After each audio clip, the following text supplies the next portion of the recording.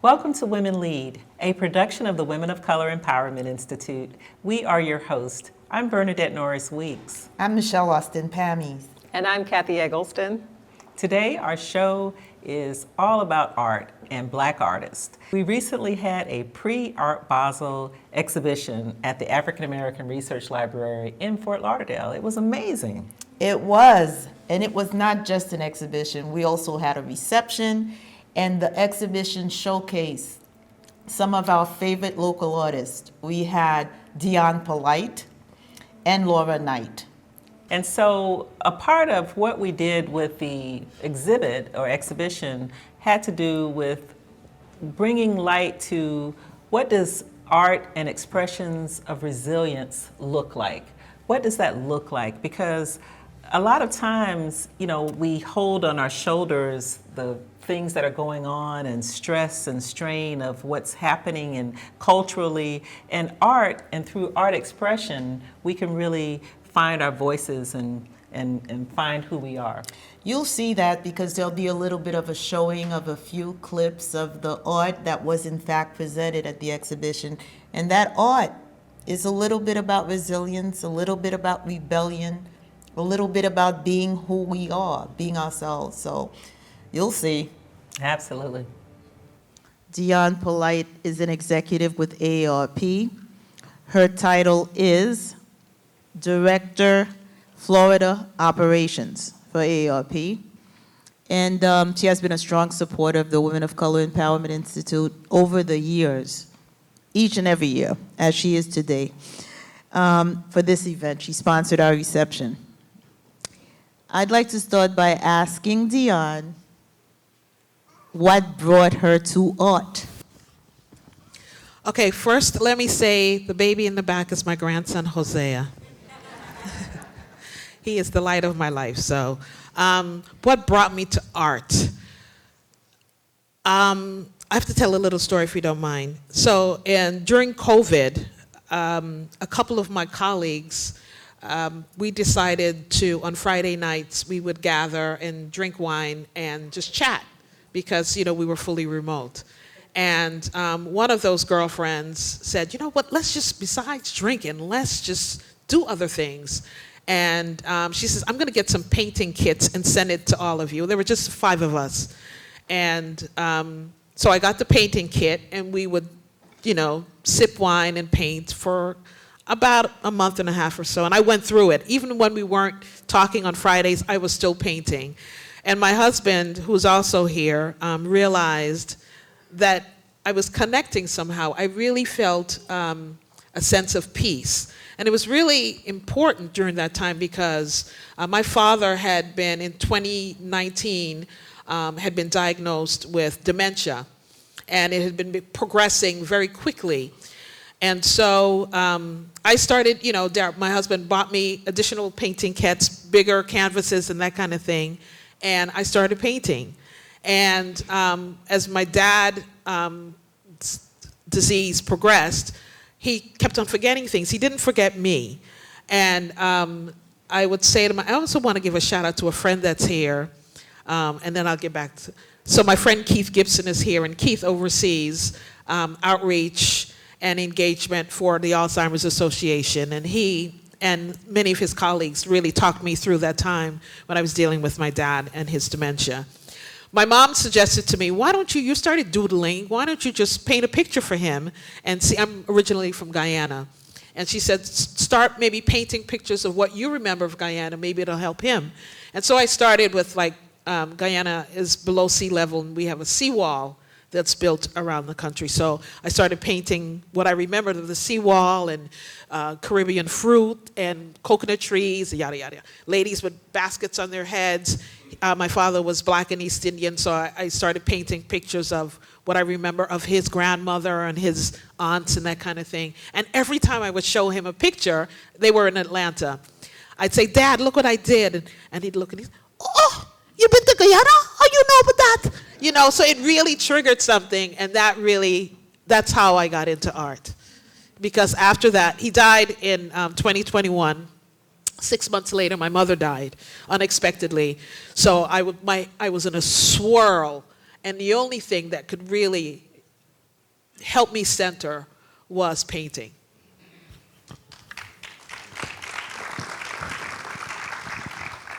So I'm going to go to Laura. Answer the same question. How'd you get into art? So I always kind of have been into art, but about 10 years ago, I started to celebrate Kwanzaa, and this was one of my Kwanzaa gifts. And when I gave them, everybody in my family was like, no, this is really nice. You could sell these. And then the epiphany came to me that I could start, marketing my artwork and things like that. And then since then, I've just been going to shows and posting online and selling my artwork, and that's it. So tell me, what different types of art expressions do you have? It depends. If we're talking about just like painting, I do different types of things. Sometimes I like to do like landscape. I also like specialize in portraiture and things like that. And then also I like to write poetry and things like that. I have a published book. It's called The Depth of Still Water, where I couple pictures of my paintings with poetry. And yeah, that's about it. So how does painting make you feel? I know we spoke about this already, but painting for me is like a release. I know I was telling you guys before, it's like if you go to a therapy session, right, and you just spill out everything. This is like what painting is for me. It's just a means of expressing everything I've been thinking, everything I've been experiencing, everything I've seen, and this is just my way of expression. So Dionne, add to that and tell us, what do you want people to feel when they look at your paintings? It depends on the day. So I want, initially my artwork was very festive and bright and very bold, sort of reflective of me. For those of you that don't know, you can guess.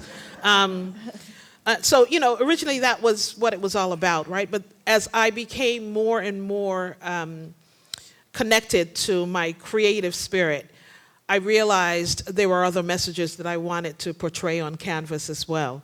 So, for an example, in 2022, I did a self-portrait, and it's one of the pieces that are out there. It's flowers all around me. I have on a pantsuit.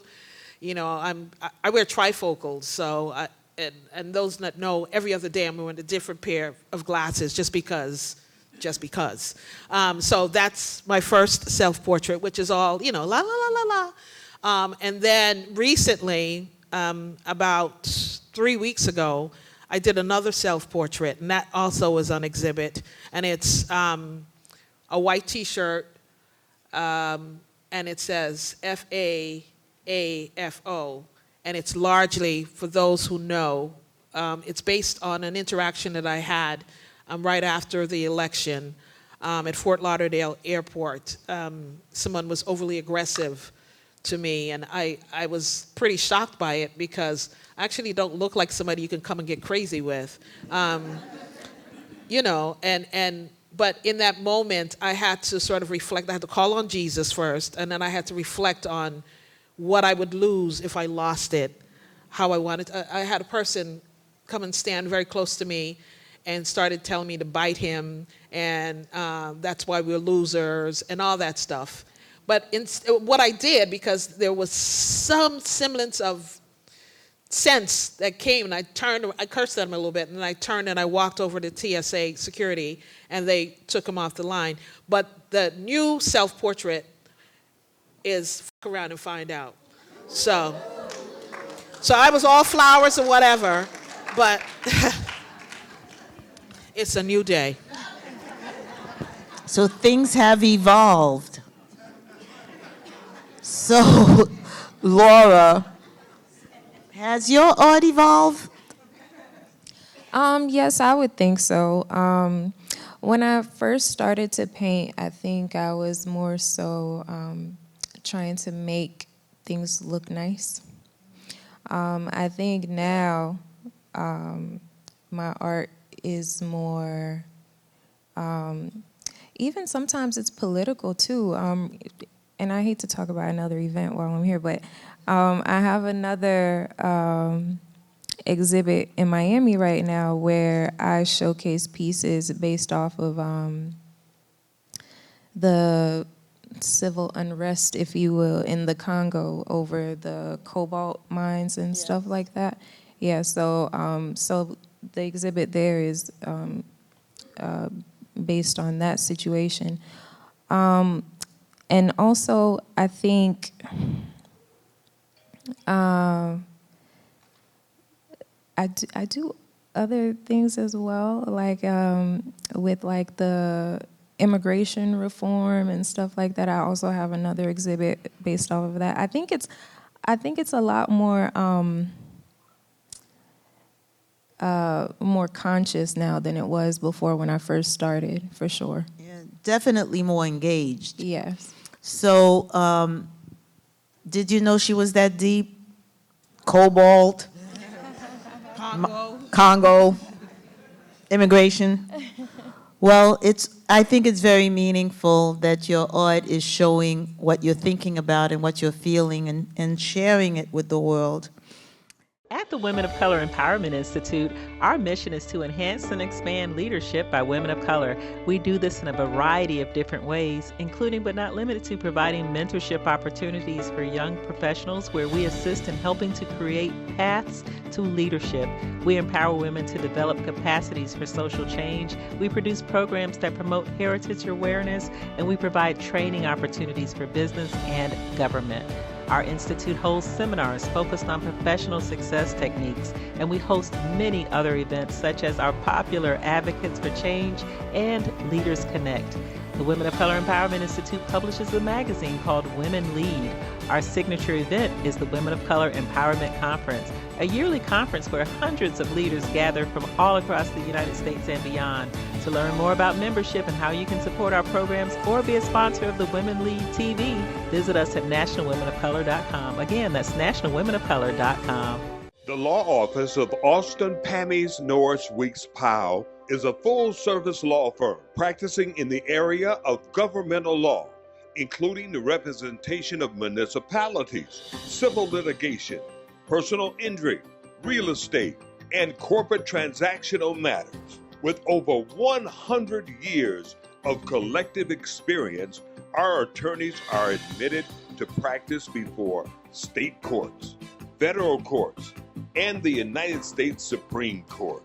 We are conveniently located in downtown Fort Lauderdale and can be reached at 954-768-9770. Or for more information about the law firm of Austin Pammy's Norris-Weeks Powell, visit our website at apnwlaw.com. That's apnwlaw.com. Again with Dionne, what is your proudest moment since becoming an artist? So my proudest moment happened 2 years ago. So I told you all, my parents died 6 months between each other. My mother had ovarian cancer, and during all of that process, I had ended up having to go to the doctor, and I had to have surgery to remove my ovaries because of precancerous cells.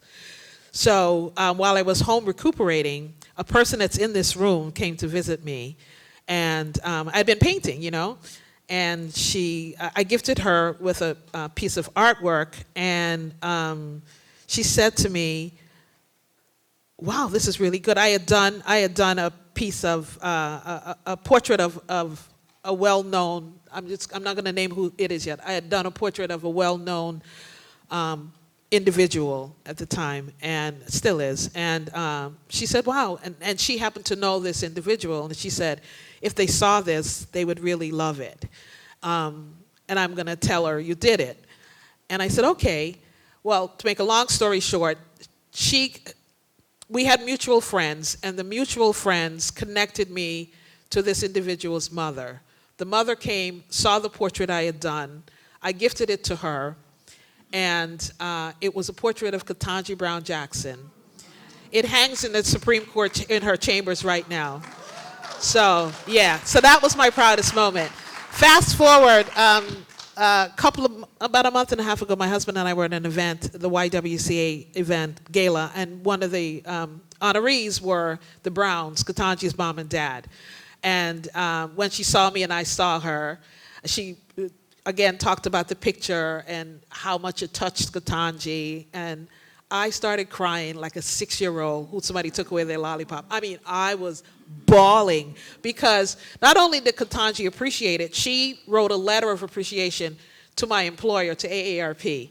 She wrote a letter to, I'm a member of the Links, she wrote a letter to the Links, and she wrote a letter to me, all acknowledging how much the portrait meant to her, and that is spectacular. That story made me make you want to collect. Because if you can hang in the halls of the Supreme Court, yeah, you're going to have some people wanting to collect your work. But I will turn to Laura now, who also has her proudest moment in art. That's right. And I'm going to testify to the power of networking with the illustrious Women of Color Yay! Empowerment Institute. Yes. So you guys had, I don't remember the name of the event, but I believe the mentees put it on. It was like an outdoor, like fair or something like that. And I had just kind of started out. It was a walk run. Oh, that's right. It was a walk run. You see, Michelle, you always know the things. And so anyway, I had a booth there, and I had just made like some T-shirts with like a painting on there. And I was just out there hustling my little T-shirts. And a young lady came. She worked for the city of Miami Gardens. And was it Miami Gardens? I think so. And I met her there, and she invited me to another event at Miami-Dade College. And I was there. I had brought some pieces with me. And she came to me, and she was like, this one piece, I have to get it because my sister, she feels really insecure about her hair. She just started wearing her natural hair, and she's been having a really hard time. The painting was like a portrait of a girl with like an afro, but like very delicate and nice. And she was like, I have to get this.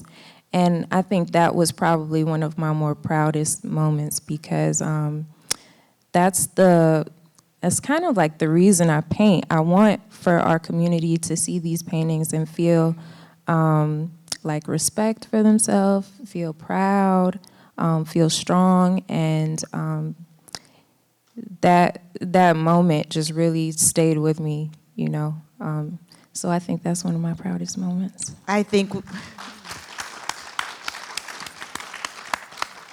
the word empowered works too.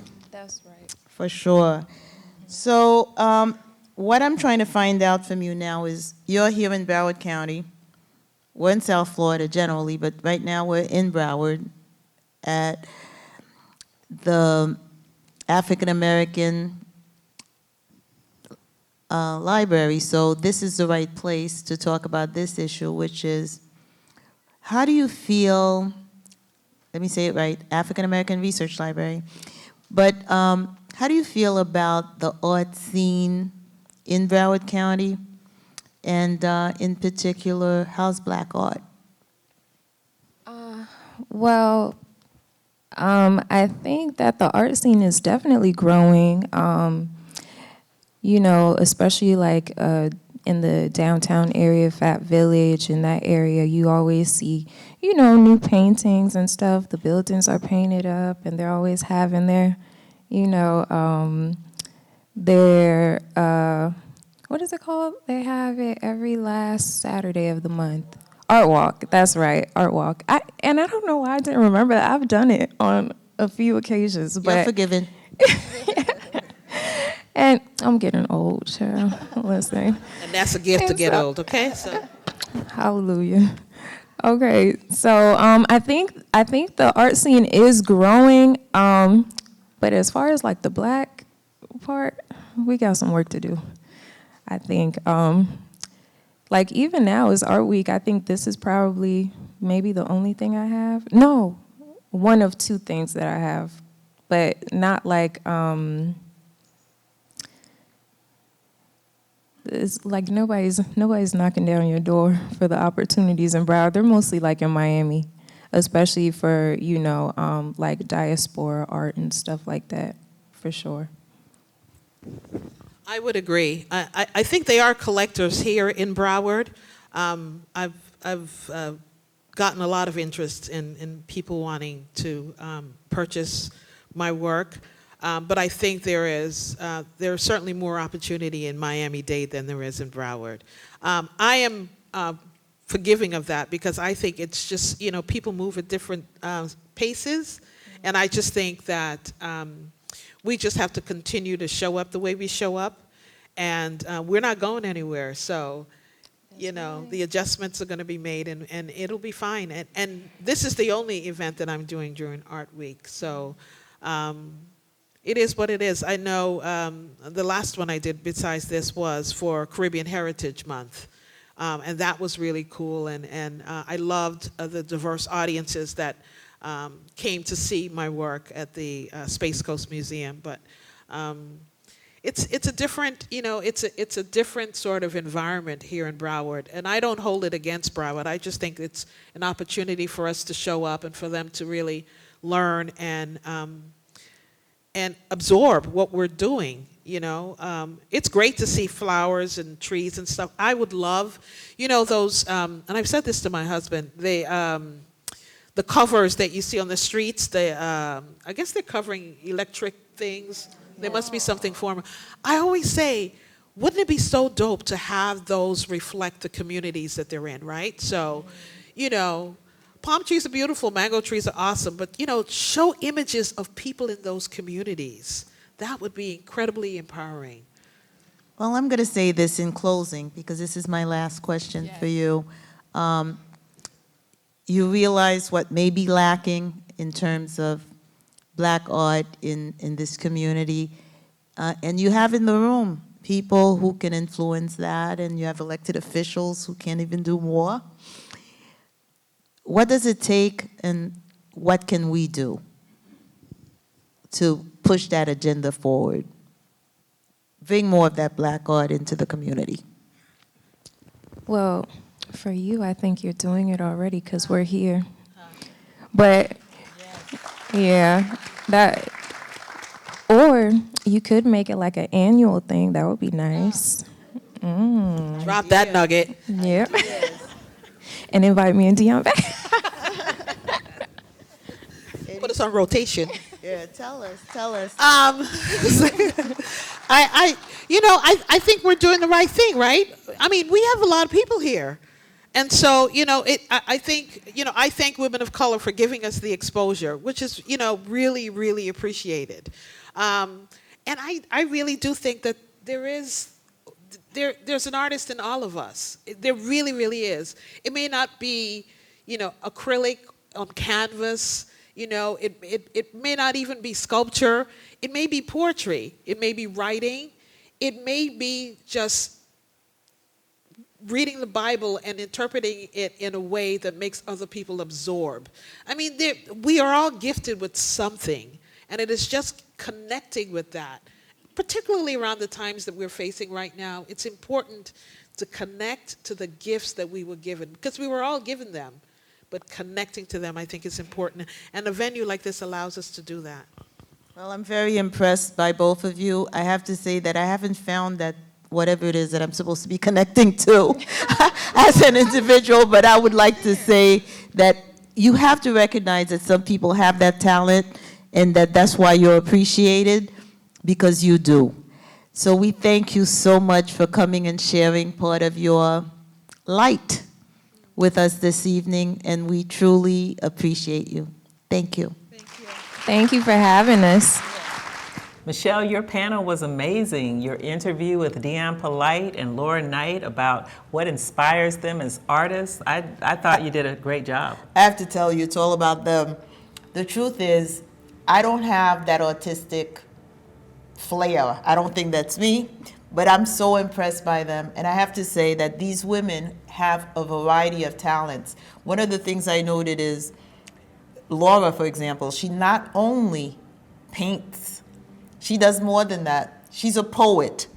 It's as if she discovered that she had all these different talents within her, and she's expressing herself in so many ways. And this is a woman with an accounting degree, okay? Well, exactly. It was so inspirational to me because they both have other They do. professions, but they have invested in their art, which is investing in themselves. That was inspirational to me. I have to tell you, the shocker was for me to learn that Dionne Polite has, at the Supreme Court, in the chambers of Ketanji Brown Jackson, a painting that she herself painted of Ketanji Brown Jackson. I mean, that to me is the most amazing feat, and she didn't even start young.